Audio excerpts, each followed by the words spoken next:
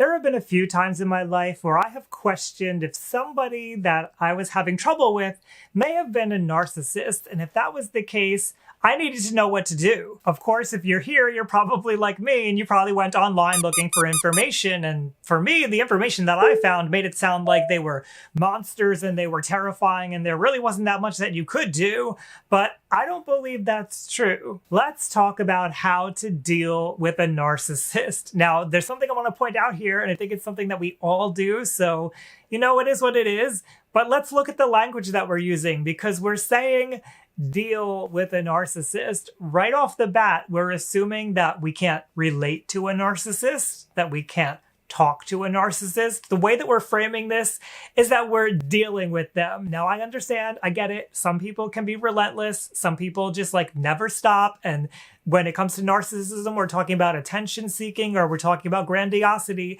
and it feels like they're always putting us down and they're always trying to get the attention and never focus on us. I get that. I understand. So sometimes it really does feel like we're dealing with a narcissist, but at least let's be aware of that language and what that means and check ourselves if we really need to be dealing with them, or if we can maybe tone it down a bit and figure out ways to just relate. If we're already at the point where we feel like we have to deal with a narcissist, I think that we need to stop right here and look inside and look at ourselves and ask ourselves, why are we already up here? Why are we level 10? Why can't we start from level 2 or something, or level 4, somewhere a little bit lower on the stress scale where we're already a little bit calm? So before you even try to deal with a narcissist, deal with yourself, deal with that emotion, bring it down, calm yourself down, get some tools if you don't know how to get yourself to a place where you feel calm. Because if you're already up here,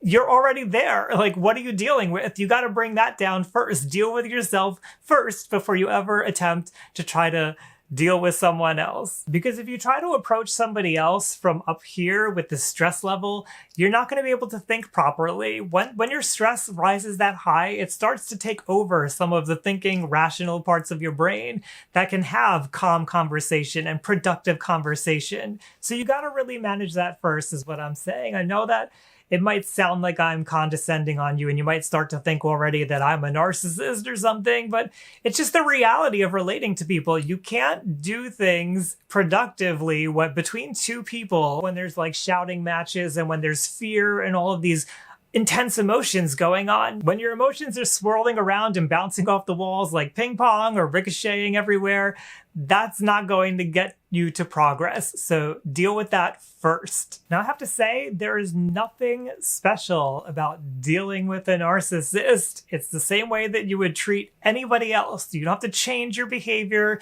You don't have to act in a certain way or a special way for narcissists. Because even though they may appear special and they may try to act like they're special, there's nothing special about them. They're just a human being like anybody else in this world.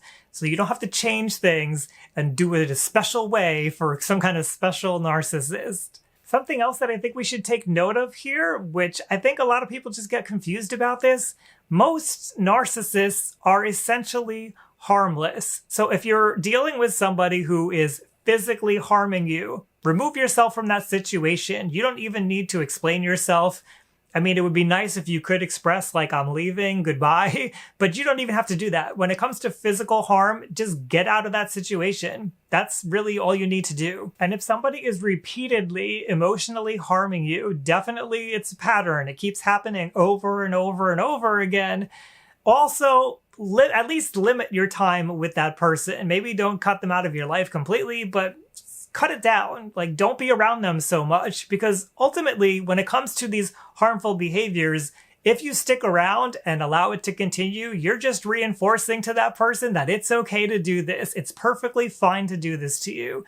Don't let them get that message by sticking around. Okay, so I think when it comes to narcissism, grandiosity is the thing that really gets under people's skin. Grandiosity is when a narcissist or anybody tries to put themselves above you and show themselves that they're better than you, that you're lower than them, that kind of a thing. They're always moving the playing field from even to where they're better and they're higher than you. And in reaction to that, it's really easy to become narcissistic yourself. So if they're up here and you're down here, you could be like, well, no, I'm up here and you're down here. And ultimately, we're just moving the playing field around and we get caught in this cycle of putting each other down, and it doesn't really go anywhere because the truth is we're all on the same playing field. So when a narcissist or anybody else is trying to tell you that you're less than them or they're better than you, all you really need to do is just not accept it as truth, because it's not truth. What you have to understand here is that this is about putting value on human beings and saying that some human beings are more valuable than others. That's not true. It could be true that maybe somebody's got a better cricket game than you, or maybe they're, I don't know, smarter at doing chemistry problems or like anything. Yeah, okay. They can have a skill that they're a little bit more accomplished at. Maybe they've had more time to practice. Maybe they do have some kind of genetic gift, or they were brought up in an environment that fostered that skill in them. Great. Does that make them more valuable than you? No, you get to choose what to believe. And for myself, and I hope for you as well, you'll just believe that everybody's on the same plane here. We're all the same. Doesn't matter what talents or skills we have, what we can do, what we can't do. We're all equally valuable. We all have something to contribute to society. We all have love to give, and we all should receive love. It's pretty simple. When you hold this belief, when somebody tries to put you down, it doesn't mean anything. It just falls flat on its face. It just falls to the ground. Doesn't mean anything. Doesn't hurt me. When somebody tells me they're better than me, or they try to tell me that I'm worse than them, okay, maybe I'll have a little body reaction. I'll get a little frustrated. I'll get a little irritated. But at the end of the day, I don't believe it. So whatever. Now, I know for some of you, though, when somebody does this, you're going to be tempted to fight back. I think we all are. We all have that natural defense to want to show people like we are strong, we are capable, and you don't have to demonstrate that. You don't have to prove it. You don't have to fight back to show that you're valuable. You just are. And ultimately, remember that when it comes to narcissism, the reason why somebody's doing this is because they have a low self-esteem and they're trying to get attention and they're trying to make you feel less than them so that they can boost up their self-esteem. So they're trying to get something. They're not just doing this for nothing. They're defensive. They're reacting to something. Whatever it is, they're trying to express themselves and they're trying to get your attention for something, but they're not being very effective at it and they're just making you more angry. So something very simple that you can do is acknowledge that they're trying to express something, but let them know how you feel as well. So you might say something like, I understand that you're upset about this right now, but the way that you're talking to me is not okay. I don't like to be talked to that way. And it's not making me want to help you right now with what you want help with. So if you continue to act this way towards me, I'm going to leave to the other room, or I'm going to leave and go to a friend's house or whatever. Put that boundary down, set that consequence, and then follow through if they continue with that behavior, because you don't want to reward this behavior. You don't want to get into the back and forth fight, and you don't want to continue the pattern that's been continuing. You got to break the pattern somewhere. You get to decide, and you should let them know, this is not okay. I'm not going to help you. If you continue to act this way, like you're not going to get the thing that you want. So stop acting this way, or I'm leaving and you're really going to be screwed because you won't even have me around now to help you. Probably say it in gentler terms than that, though. Now, I know for a lot of people, they hear that and they're like, what? No, I'm not doing that. That sounds ridiculous. And I felt that way too. I've done it with people. It's taken practice. It's felt weird the first couple of times that I did it, but eventually I got used to it. And personally, I think it's a totally effective and good way to show somebody what you're doing is not working. But if that does sound like it's a little too much, there's other things you can do here to stand up for yourself and show that, hey, I'm valuable too. So for one thing, very simple, you can just say, I disagree. I disagree. Own it. That's how I don't see things the same way that you do. I disagree. What are they going to say? No, you can't disagree? Or if that even feels like a little too upfront for you, just say something like, well, I wonder if there's another way that we can look at this. Maybe that makes it feel like you're more on their side and like you're trying to help them. I wonder if there's something else that we could look at here. I wonder if there's something that we might be missing. Or let's say they're doing something like they're criticizing you for the way that you clean. You could say, I agree that you do a good job of cleaning, but I think we both can do a good job. Why not both? I know these probably aren't the best examples, but they are things that you can do. There's things that you can put into the conversation that don't have to be like you're fighting back, but they express your side of things and they show that you are valuable and that you do value yourself. And ultimately, we have to remember we can't control somebody else's emotions. So you may say these things and they may interpret them however they want to interpret them, and they may find a way to feel less self-esteem and get more angry at you and try to prove even harder that you are lower than them. So again, there's only so much you can do. Expressing yourself, I think, is the best thing you can do. Putting down that consequence and letting them know this is not making me want to help you. Leave.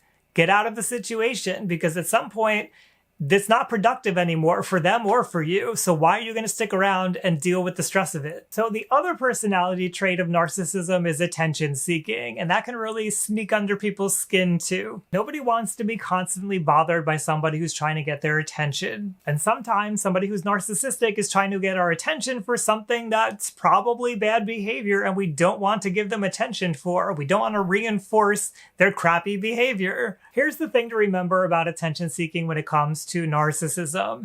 Somebody who's a narcissist who's attention seeking is doing so because they're feeling insecure. It's the same reason why they do the grandiosity and try to put you down.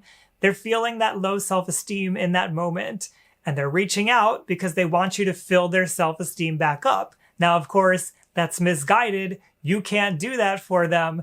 But to some extent, when we relate with people, we do this for each other. So I think it is important to at least acknowledge them, acknowledge how they're feeling. You know, maybe they're not acknowledging how they're feeling and they're making it all about like, do you like this dress that I'm wearing or something? But maybe, you know, try to bring it a little bit to that other level and say like, well, are you uncomfortable about the dress? Like, bring the emotion into it. Do you feel like the dress is what makes you pretty or something? Because I think you're pretty otherwise. Now, of course, if this is something that comes up a lot, if they've asked you if they look pretty in the dress or whatever the situation is over and over and over again, you don't want to reinforce them to continue doing this. So you might turn it around and be like, well, what do you think? What dress do you want to wear? And not make it about you validating them. It's tricky here because you want to validate them to some extent. You want to validate that they're feeling something. You don't want to just totally ignore them unless you're in a situation where you're like totally busy and it's not the right time. I think it's okay in some situations to just be like, you know what? Like, I'm busy.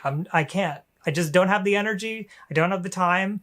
We're all human. We're all limited in what we can do. But if it's not one of those situations, I do think it's important to at least acknowledge them, but maybe try to acknowledge what's going on underneath and not reinforce this behavior of constantly needing validation. So maybe ask them, like, are you feeling nervous about tonight? Or do you think that other people are judging you based on what you're wearing? Like, try to go a little bit deeper about it and understand what's going on.